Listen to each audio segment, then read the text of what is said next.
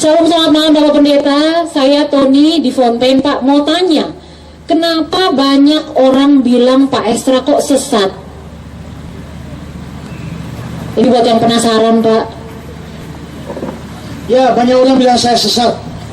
Bahkan saya dengar dari panitia, tadi sore pun waktu calling keliling untuk acara KKR, hadirilah acara kebaktian kebangunan rohani, masih ada yang teriak sesat, sesat.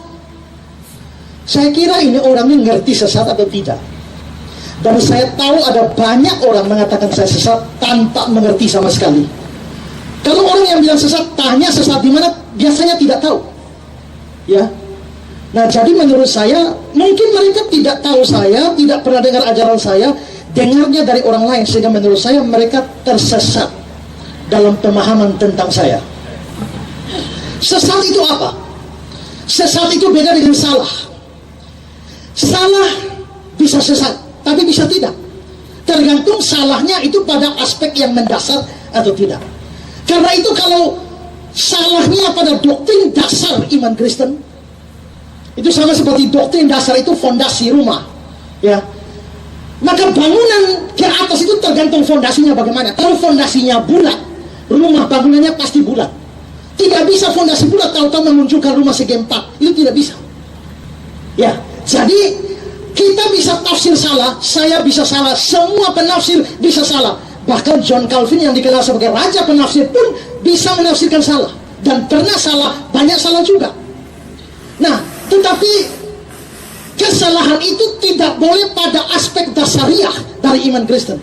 Aspek dasariah itu misalnya apa? Misalnya dalam doktrin tentang Allah Tritunggal, dalam doktrin tentang dua pribadi Kristus, dua tabiat Kristus dalam satu pribadi. Misalnya dalam doktrin tentang kitab suci, firman Allah atau bukan.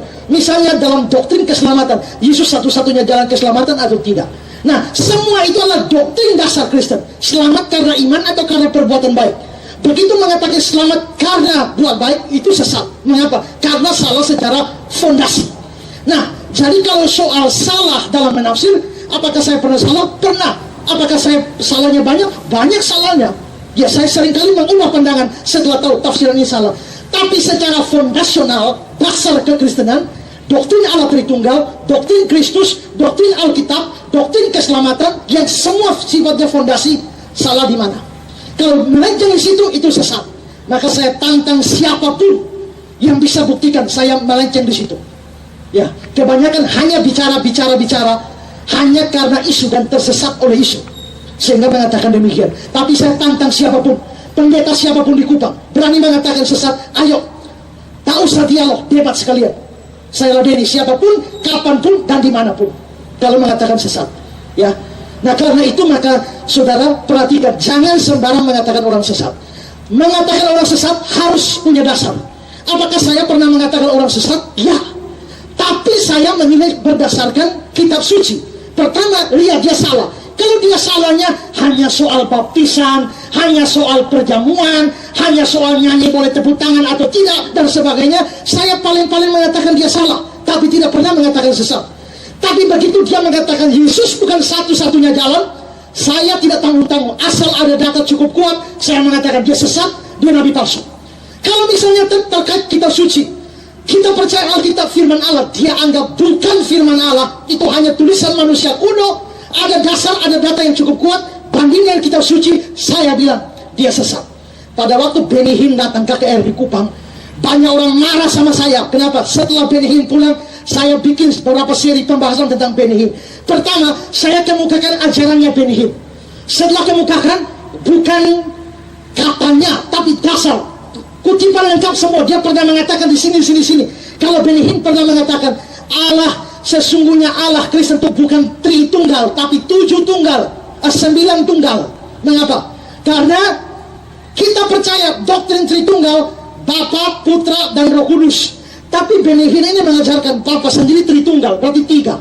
Allah sendiri Tritunggal, berarti 3. Roh Kudus sendiri Tritunggal, berarti 3. Berarti mereka ada 9. Jadi Benny Hinn mengajarkan bahwa Allahnya Kristen ada 9. Mana dasar kitab suci begitu? Tidak ada. Setelah saya paparkan itu, saya bandingkan dengan kitab suci.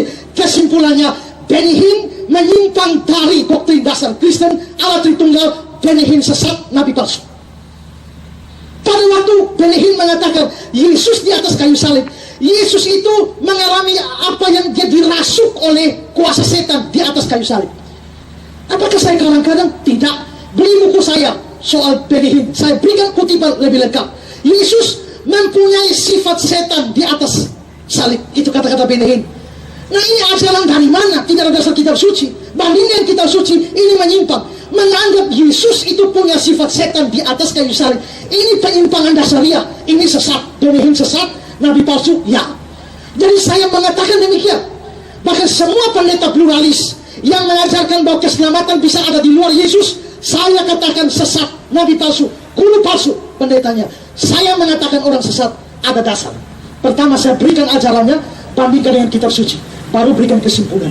Kalau orang lain mengatakan saya sesat, boleh, tapi berikan ajaran saya mana, bandingkan dengan kitab suci, tunjukkan ajaran mana saya dari kitab suci yang bertentangan dengan ajaran mana saya yang bertentangan dengan kitab suci. Tunjukkan. Kalau tidak bisa tunjukkan, diamlah kau. Kalau tidak, kau yang tersesat dengan isu-isu dan fitnah-fitnah yang ngomong kosong. Ya. Jadi sekali lagi, siapapun yang mengatakan saya tantang dalam debat kapanpun, dimanapun, boleh hubungi saya. Di nomor itu boleh.